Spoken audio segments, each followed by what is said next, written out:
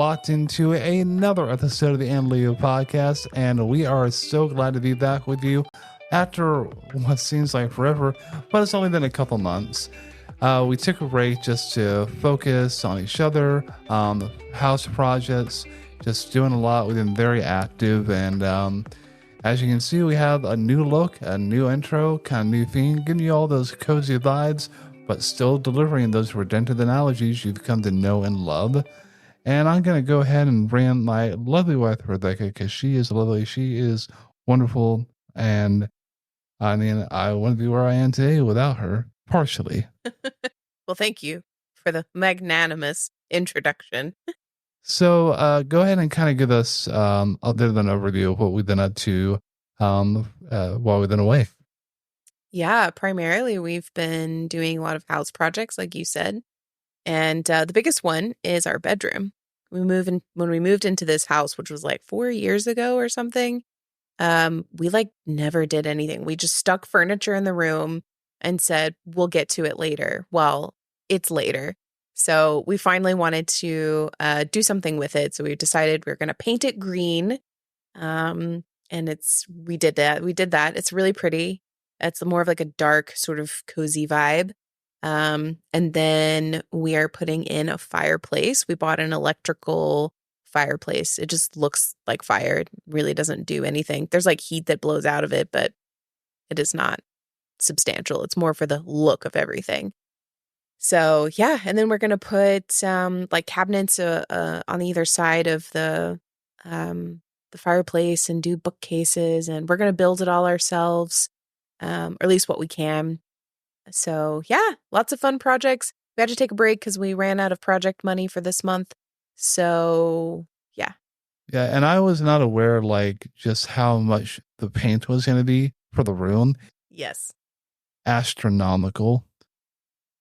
But yeah, so we've been doing a lot. We've been just going. We actually just got back from vacation up in LJ, Georgia. My dad owns a cabin up there, and it was really nice just to get away for like a whole week basically. I worked a little bit.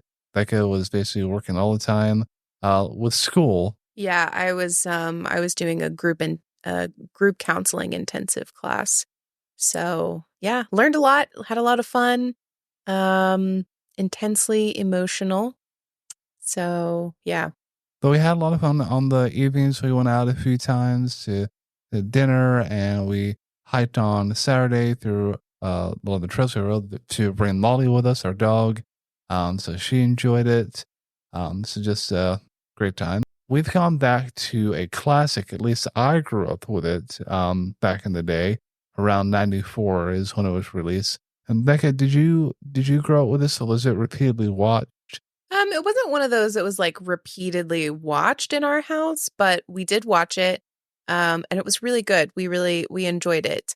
Because it was all about books and stories, and we love those in our house. Yeah, it was one that I watched pretty much regularly, like not all the time, but on rainy days and such and stuff like that. And what I liked about it is around during this time, I think it was very popular to do animation meets kind of like live action. Even though it wasn't all live action, it was mostly animation. But they did stuff like that with like Space Jam. But I would classify what we're going to talk about today as 90% animation, which I think is fair. Yeah, I would agree. I mean, there's like setup in the beginning of the movie, but then the bulk of the movie, all the adventures happen in animation. So I think it's pretty fair to do it. Yeah. Unlike when we attempted very long time ago to do Space Jam, that did not work out well. No, I mean, we got more downloads than I thought we would have, but really, it was all right. It was all right. Yeah, we decided not to do movies like that, at least for the podcast. Yeah. And this movie it's not even like what I would consider full length. It's only about hour and 15 minutes total. If even. Yeah. I mean, That's Well, like with credits. Yeah. So minus the credits, probably that hour and 10 minutes. Which they totally could have made that movie longer. Absolutely. I really wanted them to spend more time in each of the different lands, the genres of books. Same. Thought that would have really enriched the story. I don't know if they just like ran out of time or animate. Yeah, probably budget. Yeah, that's my guess too, which is unfortunate because I mean there's several big names at the time that were in it. Oh, absolutely. Christopher Lloyd and Macaulay Culkin. We had the voice talents of Frank Welker, Whoopi Goldberg, and Patrick Stewart, actually. But we're not going to belabor the moment. We told you a little bit about the movie, who's in it, but not the title yet. We're going to be talking about The Pagemaster. Again, as we discussed, this is one of my all-time favorite films, partly because animation, partly because Christopher Lloyd. And I wasn't much of a book reader. I feel that this movie was kind of garnered towards getting people to read. I'm like, okay, we need a child actor who is really going to enforce this and kind of like bring it home that books are fun. And there's all these, they're the top 3 genres: fantasy, adventure, horror. Rebecca, would you think that would be the main message, like what they were trying to achieve? I think so. Yeah. Particularly for when the time frame when this movie came out, it seemed like there was a really big initiative in public television, in particular to get kids to read more and find reading interesting. We watched not that long ago the documentary about Reading Rainbow. Oh yeah, absolutely. That was definitely a part of that time frame. That was a good documentary. Yeah, in the late 80s and early 90s, I think is really when it like flourished. And and all those Scholastic book fairs. Yes. An all-star lineup of books is coming to your school. Read what you want to read. Those were great. I loved those. That's also when an accelerated reading started coming out as well. So if you remember, they had all those dots on those like books that were like different colors. Oh, yeah. So it was like age appropriate or grade appropriate reading. Correct. And you would get like so many points or rewards because you would read it, and then you would take a quiz on it on the computer. I'm learning. And then you got to, I think after like 3 like satisfactory scores, you have to move that to the next level. So let's say that you're pink, you now moved up to purple or red. Yeah, I never really participated in those programs because I didn't really read as an elementary schooler. I had a hard time reading. It was not, I loved listening to stories, but reading and reading comprehension was not I wasn't good at it, basically. And so I think it wasn't until like, I don't know, 4th grade or something. It was late. It was pretty late in my elementary school years that I really started going to the library. Gotcha. Like checking out books and stuff. Although I didn't actually start like reading, like loving books until middle school. That's when it all started with Harry Potter. But you said that you had loved listening to stories, and that still holds true. You are an Audible like aficionado, basically, with all the hours and hours that you listen to, and they're great stories. Like we just recently finished up He Who Fights with Monsters. Fantastic! That was my second time reading it. Book number 1 is basically a lit RPG. It is like so funny. Got like a lot of heart to it. I could basically like envision it being like an anime series, like in my head. So if you're on Audible or don't like reading books, but you would rather listen to it, audibly, then definitely recommend that. Yeah, the guy who read that book in particular, his name is Heath Miller. And he is really good. He makes the story come alive. I would go so far as to say that I would read other books that he has read for like narrated, simply because he was the narrator. Yeah. I haven't done that yet, but Yeah, I'm really excited. Book 11 of He Who Fights with Monsters is coming out this fall. So I'm excited. Awesome. Well, let's get to our main topic. And this is all revolving around courage.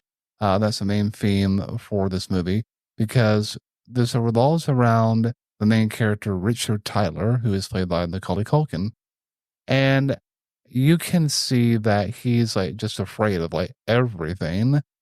Over Like, the top. yeah, like Over the top. his dad is building a treehouse in the beginning. And he's like, hey, Richie, why don't you come up? He's like, do you know that statistically that 8% of like major accidents happen in the home? And he's like, no, that's just come out here. It's safe. And, Proceeds to fall off the ladder. Yeah. Well, I mean, again, it was Rich's fault. Yeah. Rich is there. Well, he wasn't paying attention when pulling up the bucket for those nails. Yep. But then his dad asked him, hey, because you're the hardware store. He's like, you mean all the way across town? I don't know. And he goes along the way, and apparently the school kids like taunt him because he's too scared to go over this ramp. Minimally taunting. And then gets trapped in a rainstorm. Not just a rainstorm, it was a thunderstorm. It was crazy. It was like a tornado was whipping around out there. Well, and he's even afraid to go into the library at that point. But he does, and that's where we meet the wonderful Christopher Lloyd. Again, many of you might know him from Back to the Future. That's, other than the Pagemaster and Back to the Future, that's the only thing I've seen Christopher Lloyd in. That's not true. Huh? That Christmas movie where he was the train person. Oh, yeah, the Hallmark movie. Yeah. Well, I don't count that as a real movie. You take that back. Hallmark movies are real movies. Not in a professional sense. No. I disagree. Yeah, well, to each their own. So that brings us to our first key takeaway. And that is, why are we fearful? And how do we draw courage? Rebecca, what is a time in your life that you've been so overstricken with fear? I'm afraid! All right? Actually, it happens fairly regularly still. The dark. I don't love the dark. As in, like, being alone in the dark. Sometimes that happens to me as well. Like, just especially in this office, like before the lights are turned on, it's like pitch black. I mean, I know that's because of the, blackout curtains, but still. Yeah. For me, it's when it strikes at different moments. Like, most of the time it's fine. But all of the sudden, I can just be like I'm really thirsty and I have to wake up in the middle of the night. And I'm like, if I don't get a drink of water, I'm going to die, And I like go downstairs, get the water. Everything can be fine up until a certain moment when all of a sudden it feels like something or someone is watching me. And I'm like, this is not okay. And I usually like sprint upstairs or back to the bed and like get under the covers. I'll like scooch real close to you. and I'm like, okay, I'm safe. This is home base. And but yeah, so that still happens. So I get pretty afraid. Yeah, I would say sometimes the dark, sometimes just getting your own headspace, getting lost and all the what ifs, which I think is pretty common for a lot of people. Yeah, a lot of fear all fear happens in your head. But a lot of times it's protecting us. But I also don't like the ocean. I like looking at it and I can wade my feet in it. But I do not want to swim in the ocean. Yeah. I do not want to be under the water Mm-hmm. looking at little fish and coral. No. Just no. Same thing about space. I do not want to go to space. I do not want to be floating around in space. Actually, there was a movie. What was it called? Gravity? Oh, yeah. Is that it? Yeah, with Sandra Bullock. And, yes. Yeah. Good movie. I had I was so tense during the whole movie because both of my like big fears happened in that movie. She's in space, floating around, no tether. Like, that's horrifying. She's gonna just like float away into nothing. And then somehow she makes it back down to Earth and gets stuck in the water, and then she's like in the water, and I'm like, no, I can't. It's too much. Yeah, I never saw Gravity, and it just didn't appeal to me in that way. Oh, really? But yeah, It was a good movie. yeah, I'll say. yeah. I can absolutely understand how that would be scary. But fear also, I think, invokes reluctance to do things. Like, I don't want to go on the roller coaster because I'm, scared. I don't want to go here, or for those of us in the Christian space, God clearly told us to do something, and we don't do it because we're fearful. What will people think, or what if I can't do this? And that, and that's exactly what Richie is going through. Is he's so fearful, he's reluctant to do anything that's like not inside the house, basically. But getting further into the story, where our main character meets the librarian, played by Christopher Lloyd, he runs to the back to use a payphone because he's got to call his parents to let them know, what's holding him up, where he's at. And then he slips and falls, and to what he thinks is like reality it turns out being like one big dream. But the graphics in that one scene where the paint is dropping, and it's like a dragon that is like just swooping him up, which is a little bit of a foreshadowing to the last scene. Yeah, the graphics were pretty good actually for a 90s movie. Yeah. Mm-hmm. Mm-hmm. Yeah. So it's funny you were talking about dragons. This is off topic, but have you heard the theory that some people were saying that dragons are dinosaurs in the Bible? So you heard this? Yeah. So did I send you something? You had told me about it. I don't know if you had sent me anything about it, but yeah. So the language of the dragon, because that's the only thing that alludes to like dinosaurs or anything like that within like biblical context. And a lot of people believe that we roamed with the dinosaurs, that, they didn't come before us. We were, I wouldn't say in partnership, but we lived among them. Whether that's true or not, I can't confirm it. Yeah, no idea if it's true. There was a video I saw on TikTok, which who knows if any of the information on there is correct, but it was interesting. They were talking about in like old manuscripts and pictures and things, they would talk about slaying the dragons and like in medieval times and these kinds of things, and that somehow that meant that dragons are actually, I don't know, not as old, I guess, that people were still around, that dragons were still around even in like medieval times, which who knows if that's true. I have no idea. Going back to our first key point of fear evokes reluctance, there are many scriptures that kind of advise against it. I know one that comes to mind is it 2 Timothy, right, Rebecca? Yeah, 2 Timothy, where Paul is talking to Timothy, because Timothy must have been a pretty fearful person. Yeah. Or timid. He calls him timid, actually. And yeah, so 2 Timothy 1:7, I think. Yeah, I think it's on our. Talks about. Yeah, I think it's on the outline. Fear. Yes. Yeah. So they'll read that for us. Yeah, it says it is 2 Timothy 1:7. For God has not given us a spirit of fear, but of power and of love and of a sound mind. And to kind of go along with that, we also have Joshua 1:9 that says, "Have I not commanded you? Be strong and courageous. Do not be afraid. Do not be discouraged, for the Lord your God will be with you wherever you go." And it would have been some good advice for Rich to take. But again, if he hadn't, he wouldn't have gone on the adventure, which the Pagemaster kind of tells him this. in not so many words at the end, but we'll get to that a little bit later on. But Rebecca, yeah, when we're faced with, fear and causing reluctance, we shouldn't, because when we have that spirit of fear, that's not the spirit of God. Because plainly tells us in 2 Timothy that is not a God, it's of the enemy who's trying to keep you from doing the will of God. Or I will throw this out. Okay. Yes, absolutely to what you just said.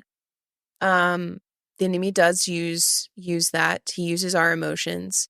I would also add that fear is quite simply a human emotion. Yeah. It's built in to who we are to have those kinds of emotions. It's a very, raw reaction, I guess, to something scary that happens.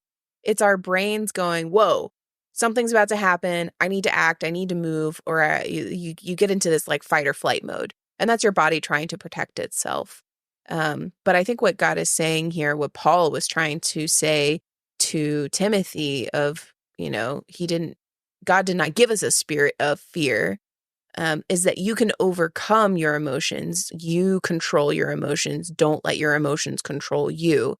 And Rich definitely in this story is letting his emotions control him and control his actions, like his life. What kind of quality of life is this kid living? What good is it? You stayed in the house and you were safe. I mean, he's only, 10 or 11? And he has a pretty limited life because he is so afraid of absolutely everything. Certainly. He needed this. He needed the whole movie is essentially exposure therapy, which is a real type of therapy. Right.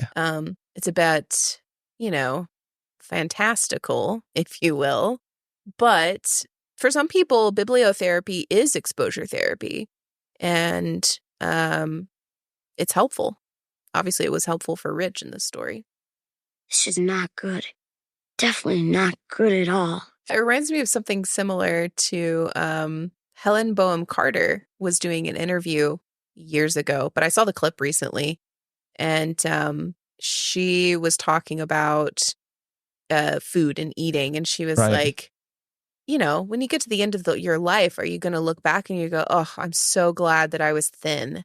That was like the most amazing thing. Or are you going to be like, no, I'm so glad I had that cake and I spent time with friends and I lived life to the fullest. Yeah. And I think some people are such on like a stricter regimen that they had to do A, B, and C by 9 o'clock, D by 10 o'clock. And it's just so structured. And there are good things to have in a regimen. Like, I'm not discouraging the against like regimens or the routines as we have them. But when you live and die and breathe and eat and sleep by it, it's just too stringent. You got to make, plans for the unexpected and room to just, have fun. So like, say for us, like, we eat fairly healthy. We don't eat, many carbs. But, at the cabin for Rebecca's birthday, we said, hey, for dinner, we're just going to go out a little bit of the splurge. We're going to have, hot dogs with real buns. We're going to have s'mores with the real sugar. And next day, we got right back on it. I think it's more about looking at what is master over you. What are things that take away from what truly matters? Right. You create the rules in your own life.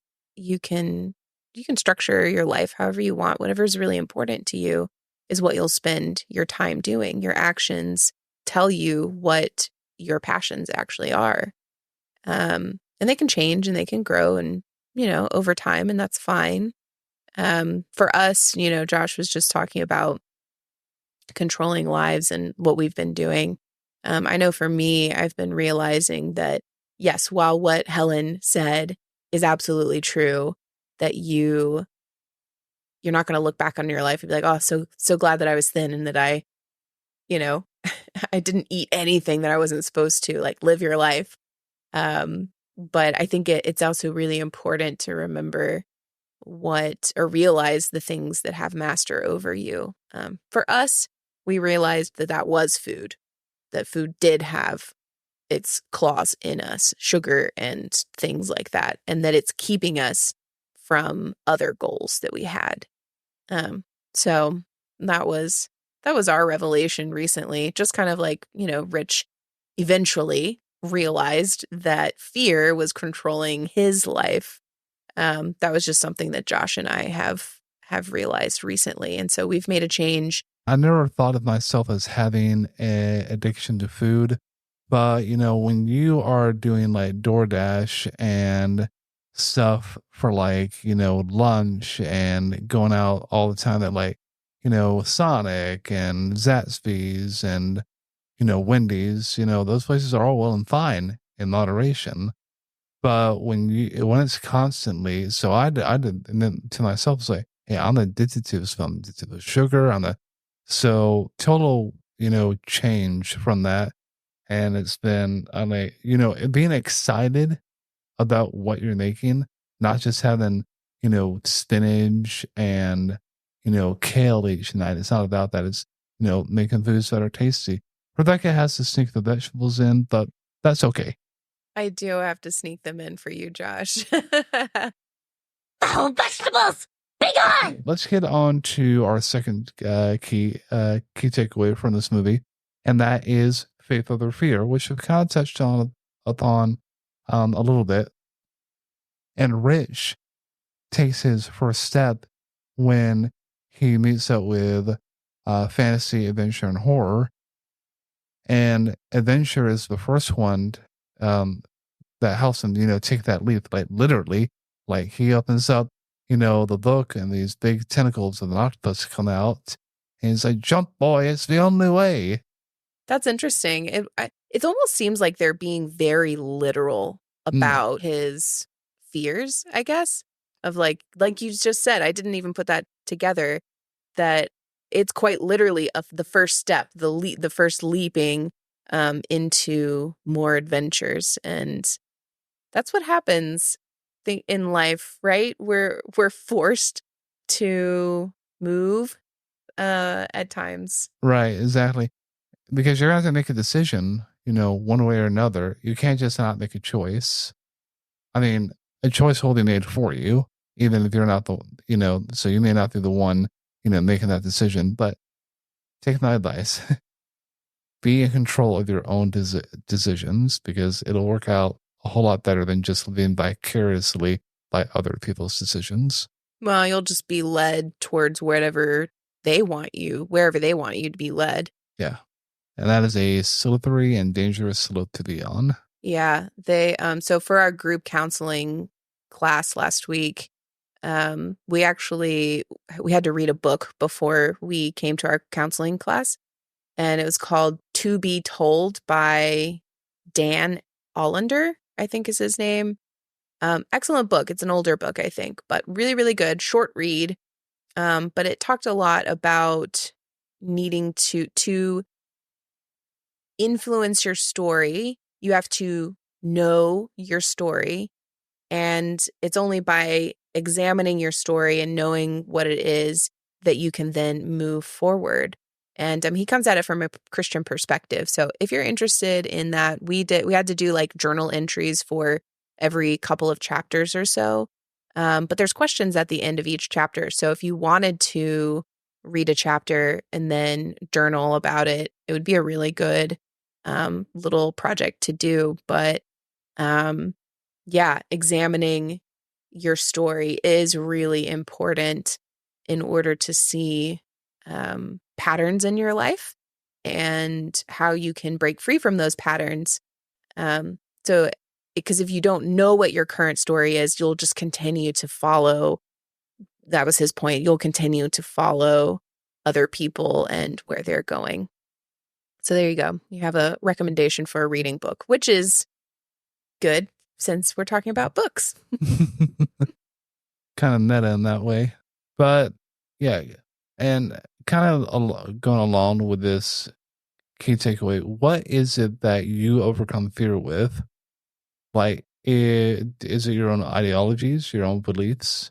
I've always wondered this, like, for those who don't subscribe to a religion, what do they combat fear with? Like, how do they overcome it? I don't know. That's a good question. I think we all rationalize things away. I mean, in a way, we do too. Christians or people with faith of some kind, any kind, we all believe in something. Everyone, regardless of what faith they choose or choose not to choose, you know, like, humanists believe in themselves. Like, I can overcome this. I, in my own strength, can do this. A lot of atheists will say, or people who worship nature, will rationalize it away that it's just something that happens to you or whatever. We all have ways of coping. And for Christians, we lean on our faith. We can say a prayer. We can sing a song. A lot of times I'll do that. A lot of time, my song typically is His Eye is on the Sparrow. So if I need to sing a song and I'm really afraid, that one's usually the one that comes out. But yeah, everybody has, I think, their own way of coping with fear and getting over things. Yeah, worship and praise and worship music would be like my main thing that I do whenever I'm overcome with fear. And sometimes I don't always go towards that. I try to go into prayer first. Again, always down my first inclination. But I always try to remember, like, not to be like the meme where it's the kid falling down the stairs and it's like another person at the top. It's like God, and the kid falling down the stairs. Me trying to lean on my own understanding. But yeah, for us who believe in Christ, it's that is our only hope, our only way to overcome fear. And if you've never like had this experience, there is such a peace, an overwhelming peace that comes over you when you just talk to him and say, I'm fearful, I'm afraid. I know that's always, been my experience, that there's just such a huge weight lifted off. And you even develop courage to combat that fear. Yeah. Our pastor said something recently he was talking about like addictions and stuff and other things. But I think what he held is still true, that to overcome your behaviors, it's not about doing more or like doing another Bible study or doing whatever. It's more about loving God more. And the more you love God, the more you will just not want to do whatever those things are. And I think the same thing is true. The more you love God, the more you trust him, the more you put your faith and existence in him. Absolutely. So a couple things to keep in mind. Don't let fear rule your decisions. Also, combat fear with the truth is what we would recommend, at least. And getting more into the movie itself, I think that the trials that, not literally, but, figuratively, are parallels to what we face as far as challenges in real life. We may not be, looking Moby Dick in the eye, but, we have to face a lot of things that, we're not ready for, that we're fearful to do. Well, and even, the very first part of the library that he comes to is the horror section. Yes. And the main character in this story in the horror section is Dr. Jekyll and Mr. Hyde. And there was a really interesting quote. Yes. That each of the sections, I think, had quotes from their respective stories. The overall feeling for Dr. Jekyll and Mr. Hyde is that inside every man is good and evil. And that's true. I mean, we're born to this world with a sinful nature, and each of us has the ability to do good and to do evil. Kind of think of it this way, that the goodness that each human has is almost like an echo of Eden, that we have the capacity for good. But that's not what saves us, because it is just an echo. What saves us is our relationship with Jesus, and the Holy Spirit brings that goodness to light, and like it's no longer an echo. It like is sparked to life. That's how I like to think of it anyway. I could be way off, but I think it's a nice thought. I mean, no. That's a good way to think about it. I mean, yeah, we all have that capacity, but yeah. Sorry, I'm thinking about that scene, and it just that was like the one I always fast forwarded as a kid. It's scary. Yeah, it's so scary. Yeah, even as an adult, you're like, oh, kind of freaky. Yeah. That's a joke on Mr. Hyde. And then the poor, because he switches so fast from the nice Dr. Jekyll, and then all of a sudden, Mr. Hyde comes out, and he's got wild and crazy hair and crazy eyes, fangs in his teeth, and you're like, oh, no, don't like that. Yeah, same But here. I think it was almost necessary for Rich to be like shocked in his system first. Right, yeah. And then you can spend the rest of the movie going through adventure and fantasy, and there's different things, through each of those lands that are also scary. Yeah. But it's not just like straight horror. Right. And you're right. He is literally like shocked into, making a decision. And it's all about escapism really at that point. So he's still letting fear kind of like run that, and rightly so in that circumstance. But when he gets to adventure in the story of Long John Silver, that's where he actually shows, a lot of courage, because he's captured by pirates and made to be a slave, a cabin boy, basically.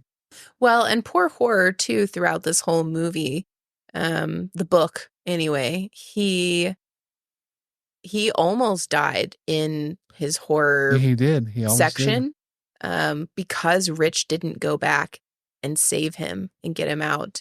It was fantasy, that had to go back and basically used her one as an acetylene torch. Mm-hmm. And even when they get into the adventure area, he has a chance basically to save Horror.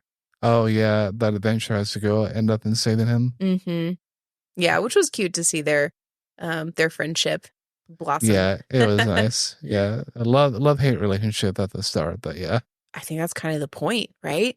Of horror and adventure, is that within adventure, there are really scary things that happen in adventure.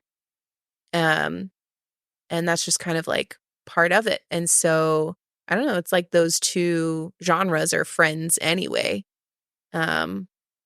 There's only a little bit of difference, I think, in horror to adventure. Yeah, rightly so. And in the scene with Long John Silver, kind of going along those lines back into, the storyline, Long John Silver is kind of like diminishing Rich's worth. Like, he doesn't even think he's worthy of the library card to like have knowledge.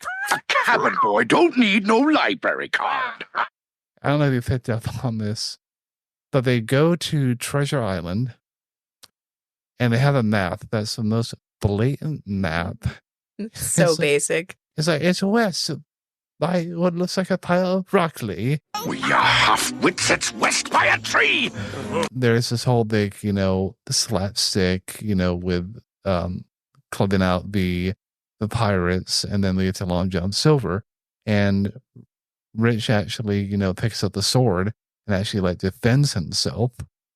So that takes, courage, stand up to like one of the, biggest and baddest pirates in literature, at least. That's the first big step to courage, and stand up for yourself and your self-worth. Yeah, absolutely. And that's important. Don't let someone just trample all over your self-worth. No one has a right to do that. Absolutely. Not even you. Yeah. Not Yeah. even yourself. Oh, yeah. Self-deprecating talk. Yeah, absolutely. So that really brings us to our last point, and actually the last scene in this movie. Well, not the last scene, but the last big part is where they go to fantasy. Fantasy, which they could have done so much more. Yeah. It's not just all fairies and Right. gnomes and whatever. Well, put a pause on that for a moment. The pacing of this whole entire movie is very fast. It is. Like they go from horror to adventure to fantasy, just like that. It is the quickest hero's journey story I've ever seen. Yeah, it's a classic hero's journey. Oh, yeah. But yes, it is. When we rewatched it, I was thinking, man, are they even going to have time for like character development? Somehow they do. They do a good job with the time that they have allotted. They make the characters likable. You're right, Rebecca. Going back to fantasy, they could have done a whole lot more. It was kind of just out of the blue to like have a song in there, because there's always like the thing is, it's the 90s, you have a pop song in animated movies. But that was really just to push the plot along, to feel like they wanted us to feel like they gave us more when they actually didn't. Well, it was a bit of a reprieve too, from horror and adventure and all these crazy things that are happening. Right. You get a nice little song with fairies dancing around and call it a day. Yeah. And then all they did was slap a dragon in there. Yeah, pretty much. And that is... What about... There are so many more things with fantasy you could do. Yeah. So many more. The dragon was the main thing. Mm-hmm. And that gets us to the third takeaway, which is the transformative power of courage. And that usually leads to triumph, to trampling and triumphing over courage. And Rich definitely does this. Like, you think it's over when he's swallowed by the dragon. But it isn't. But when he's in the belly of the dragon, I was about to say belly of the whale. Another story. Have any of you heard the story of a man named Jonah? He remembers what the Pagemaster told him, and he said, look to the books, they will guide you. He could have just said, oh, well, I'm eaten, I'm fearful, I'll just die here. But no, he uses that courage that he's found recently to get some type of victory, to triumph over this dragon, and he opens up Jack and the Beanstalk. So a huge, long beanstalk takes him, adventure, horror, and fantasy, up to the tip top, to the exit, because that's also Rich's goal, is to get to the exit, to get out of this crazy land and everything. Rebecca, did you have any notes on the dragon? Or Yeah, it wasn't about the dragon specifically, but it was something that Fantasy said. I think it was right before they went into fantasy land, world, whatever. But she said, sometimes you have to fight to make your wish come true. Yes. And I think I said something to the effect when we were talking about it initially, that, hey, you have goals and things, but sometimes you have to like really put in effort. You need to really fight and work hard at it to reach the end goal. It's not just going to happen for you. You can't just, I would love it if I could just wish for things and boom, they happen. Yeah. Genies don't exist. Yeah, unfortunately. But yeah, it's important to remember that even within fantasy, it's like there's so many people who say, you're just lost in fantasy.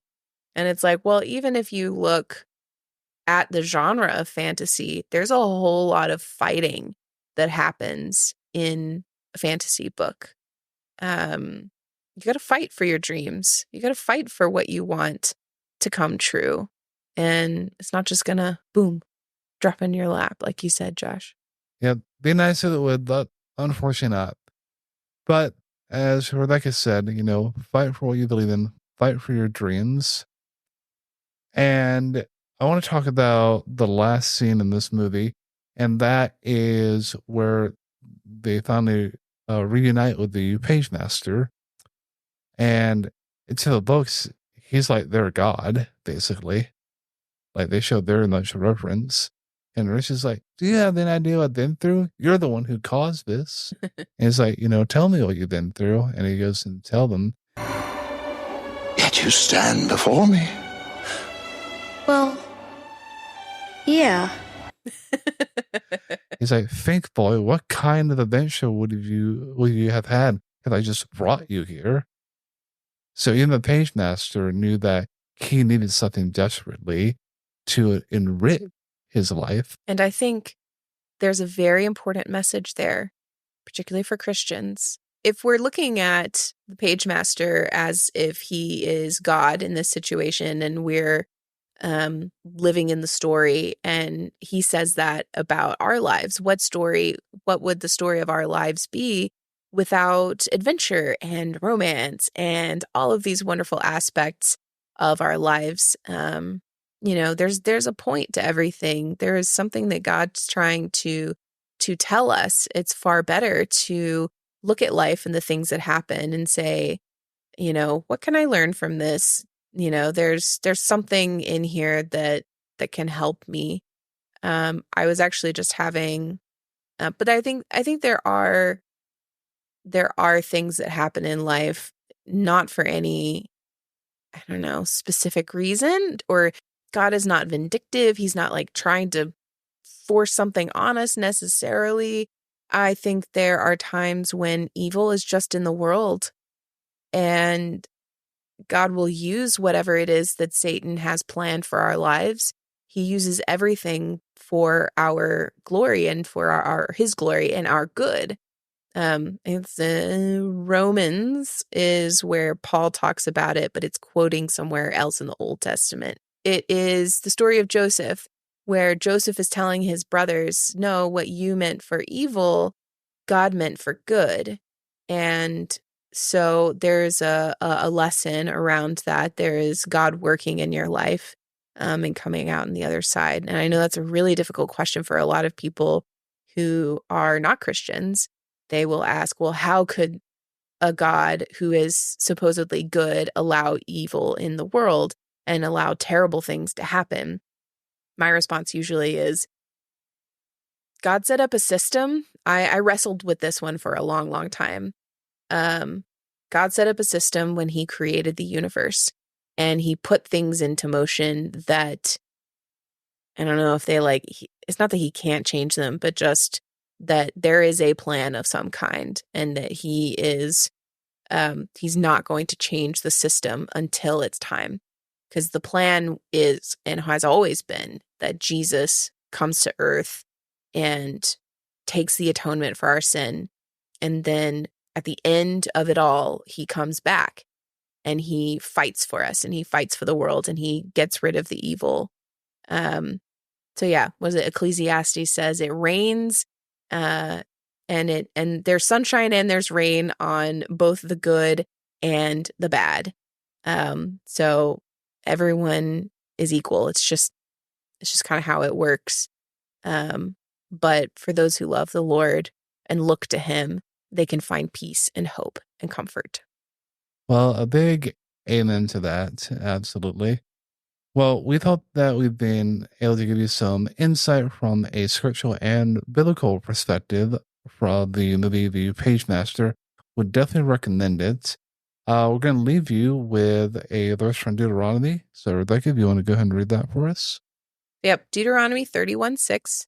Be strong and courageous.